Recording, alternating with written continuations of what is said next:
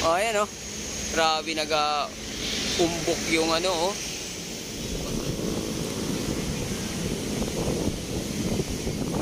Sit out mga sir, kahit painit. Hala, sige, para sa ating yung mga basura na naano dito katulad niyan. Baka umilalim lang yan oh. Matatabunan lang yan ng mga burak. No?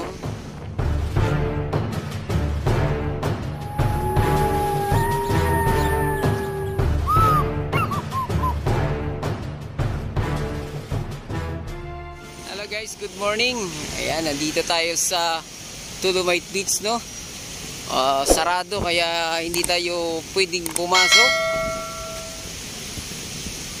Ayan, silipin na lang natin. Ayon sa nakausap nating naglilinis dito sa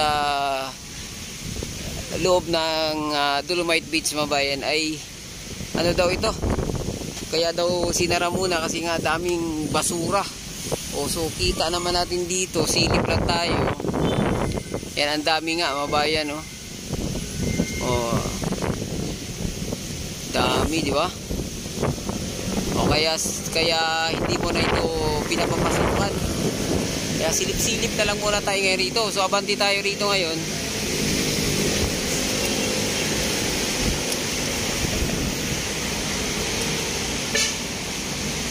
Parang hindi maganda yung gimbal ko ah.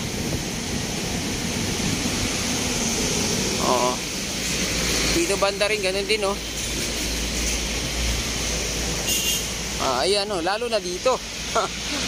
Ayan oh. Grabe, umbok yung ano oh. Basura mabayan.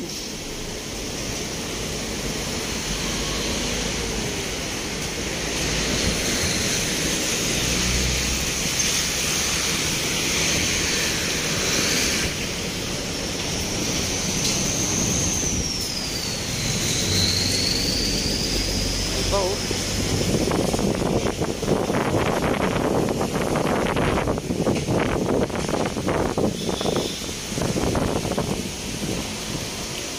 Nabati tayo dun.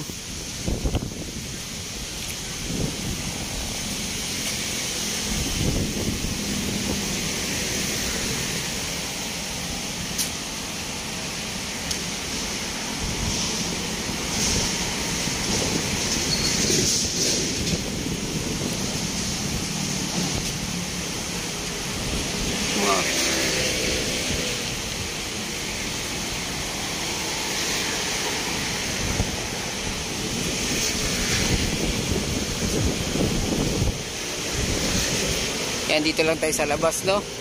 Silip-silipin na natin yung kung saan pwede tayo makasilip. Ayan pa, oh. Ayan. Zoom natin.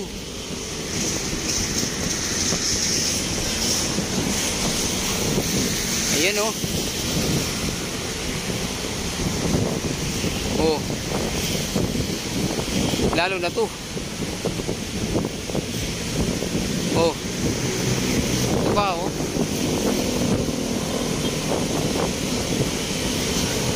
Yan.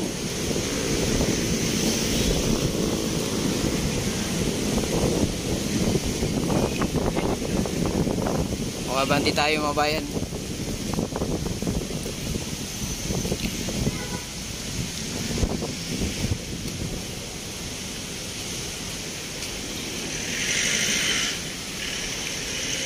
Ayan, sabi ni ate kaya hindi pwede pang buksan.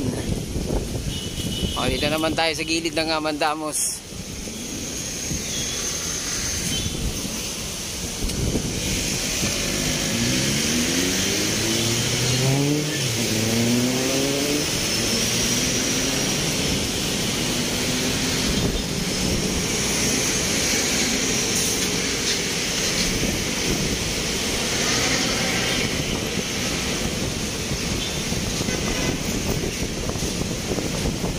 Ayun oh.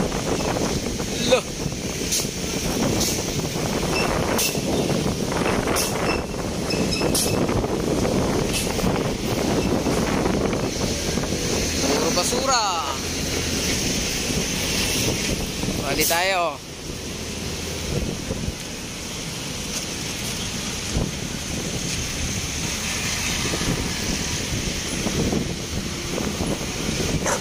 Ay, delikado.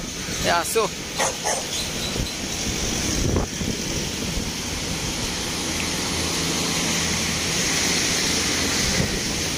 Ito yung mandamos ha. Bukas na yan. Ginagamit ang opisina yan. Ng mga ahensya ng gobyerno na saklaw ng mandamos or utos ng Korte Suprema. O batas yan, mabayan.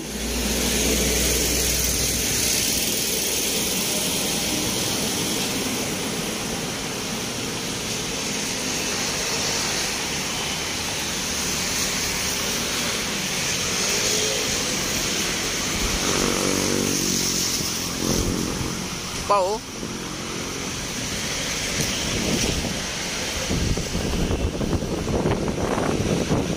Puro basura. Oy, lubatayin po natin.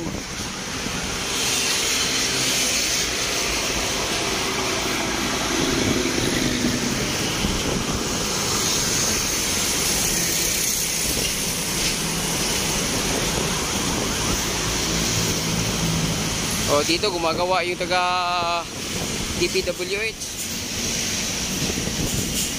Abante tayo, abante. Ayan, kasalukuyan ngayong nag pumping yung taga DPWH dito sa Padre Paura Outpool. O yung mga truck dito donation pa galing Japan. Ito kasing outpool na to, sa ating pagkakalam ay hindi pa pala tapos.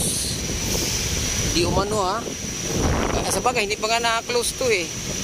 Ayan, may mga bago silang ginawa ngayon oh. Oh. Siguro naman pag natapos to, mas lalo nang mabilis nang humupa yung baha rito sa Roas Boulevard. Hindi yung Dolomite ang sanhi niyan, mabayan ha. Ang ayan, lusot na tayo rito. Oh. Ayan, sila ginagawa oh. Ayan. At naguhukay rin dito ng mga drainage ang DPWH. Yung mga drainage dito sa kahabaan ng Roas Boulevard, ayon sa nakausap nating kontraktor ay barado lang kaya hinukay nila. At lagyan ng takip hanggang ano daw to, from Calao to, mabayan, from Calao hanggang doon sa may Remedios. Sige, mahaba-haba itong drainage na nilinis nila. Ayun oh, sarado. Ito yung entrance ng Dolomite Beach, mabayan. Ayan, sarado. Oh, sarado no. Init. Sila oh. Sit out mga sir kahit painit. Hala, sige para sa ating pamilya. Ayan oh. Oh, ayan oh. Mantakin mo yung tubig na yan pag dumiritso sa Manila Via ng itim. Oh, ito pa. Dami. Tapos sabi ng sino ba yung congressman na si Ridon? Ang Dolomite Beach daw ang sanhi ng pagbaha rito sa Roas Boulevard. Oh, sabi ng isang taga DPWH din pala yun. Oh, ngayon ginawa nila ng paraan dito. Nilinis na nga eh. Oh, ngayon pa lang nag-declogging, mabayan. Ito tawag na declogging, no? Yan. Kalain mo yan. Eh kung yan mapunta doon sa tubig, di kulay itim na naman yung dagat natin dyan. Oh. Oh, abante. Ayan, silip-silip lang tayo rito. Ayan oh. Yun. Ito tayo. Oh, nawala na yung mga bintros. Ay, nandito pa pala.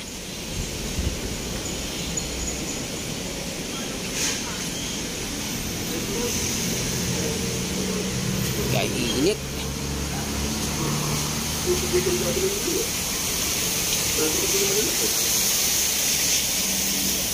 Akit na tayo dito sa overpass para overlooking natin yung Dolomite Beach, mga bayan. Tatawid ako.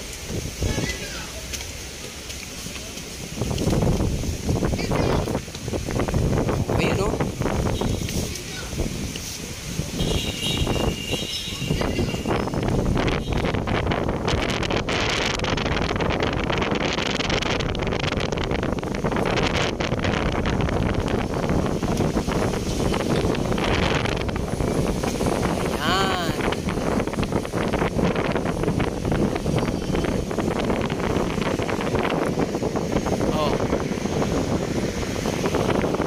Gusto nyo bang manumbalik ang Manila Bay sa daming basura dyan? O gusto nyo malinis lagi yan?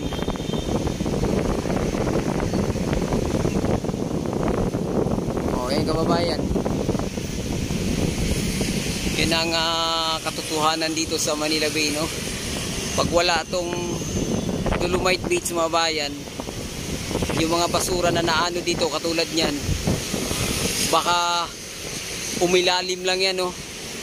Matatabunan lang yan ng mga burak, no? At wala rin, yung tubig natin dito ay mangingitim lang. O kahit pa paano ngayon dito naiipon at tinatanggal o tinatapon. Dami, oh.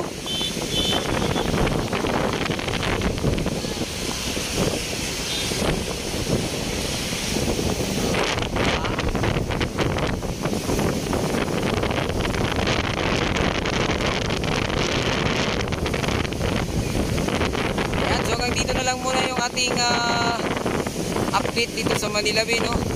Huwag kalimutang mag-subscribe at i-click yung notification bell para ma-update kayo sa mga susunod pa nating video dito sa Manila Bay. Adios amigo, bye-bye. Salamat.